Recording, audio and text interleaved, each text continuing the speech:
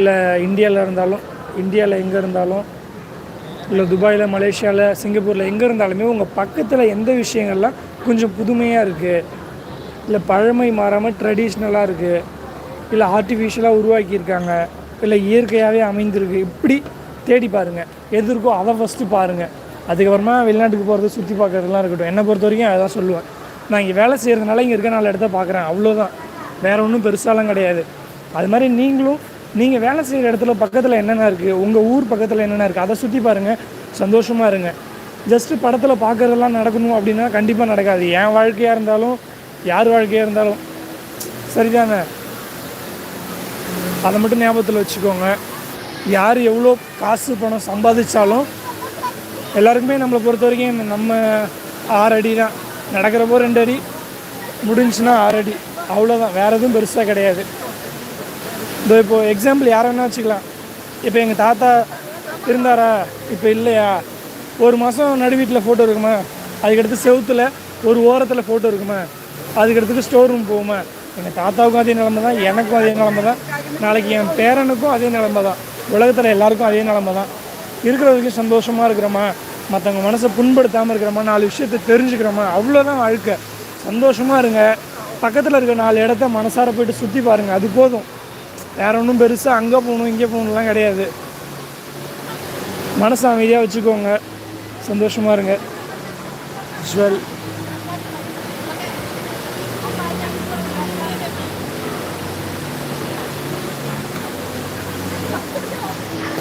So மறக்காமல் நம்ம சேனலை சப்ஸ்கிரைப் பண்ணுங்கள். சிங்கப்பூரை பற்றி நிறைய விஷயம் தெரிஞ்சு வச்சுக்கோங்க.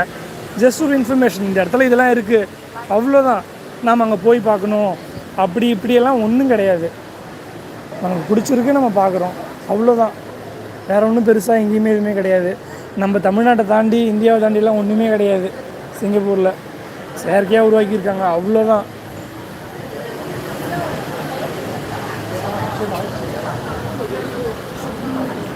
சரி, ஓகே, நம்ம கிளம்பலாமா?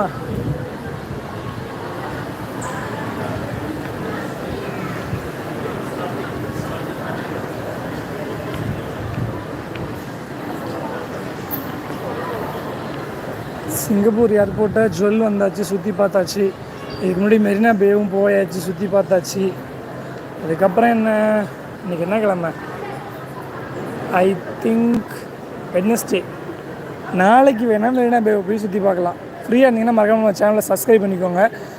நாளைக்கு சிங்கப்பூரில் இன்னொரு ஒரு முக்கியமான பிளேஸை போய்ட்டு ஜாலியாக சுற்றி பார்க்கலாம், ஓகேவா? ஸோ ஃப்ரீயாக வீட்டில் இருந்தால் சுற்றி பார்க்கலாம், செலவே இல்லாமல். கரெக்டு தானே? எதுக்கு டிக்கெட்டை போட்டு இங்கே வந்துக்கிட்டு பார்த்துட்டு செலவு பண்ணிக்கிட்டு, ஃப்ரீயாக வீட்டில் இருந்தே பார்க்கலாம், ஓகேவா? ஓகே, தேங்க்யூ, பாய். சிங்கப்பூர் ஏர்போர்ட் இப்படி தான் இருக்குது, நல்லா க்ளீன் அண்ட் நீட்டாக இருக்குது. சந்தோஷம்.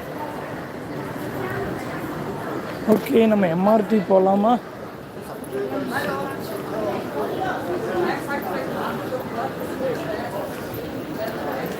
உடை, நடை, பாவனைகள் எல்லாத்தையுமே நம்ம ஊர் அடிச்சு காலே கிடையாது. நிறைய டைம் நான் நினச்சி பார்ப்பேன், வேர்ல்டுலே தமிழர்கள் அதிகமாக தான் இருக்கும். உலகத்திலே தமிழ் மக்கள் தான் ரொம்ப ரொம்ப அதிகமாக இருக்கும். அதுதான் உண்மை. ஏன் தம்பி இப்படி சொல்கிறேன் அப்படின்னா, அதுதான் நான் ரியலாக பார்த்த விஷயம், நடக்கிற விஷயம்.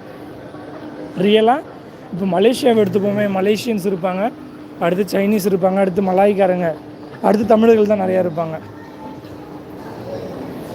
அதுக்கடுத்து சிங்கப்பூர்லேயும் தமிழர்கள் தான் பாதி பேருக்கு மேலே இருப்பாங்க. எல்லா நாட்டிலையுமே, அமெரிக்காவாக இருக்கட்டும், நிறையா நாட்டில் தமிழர்கள் தான் ரொம்ப நிறையா இருப்பாங்க.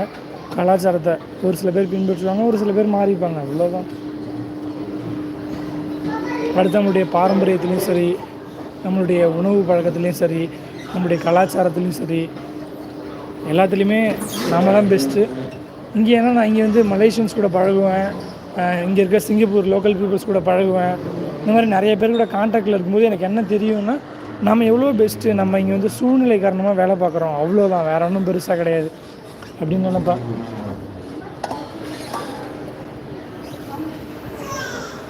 ஸ்லோவாக மூவ் ஆகுது, வேகமாக நடக்கலாம், எல்லோரும் நிற்கிறாங்க, என்ன பண்ணுறது?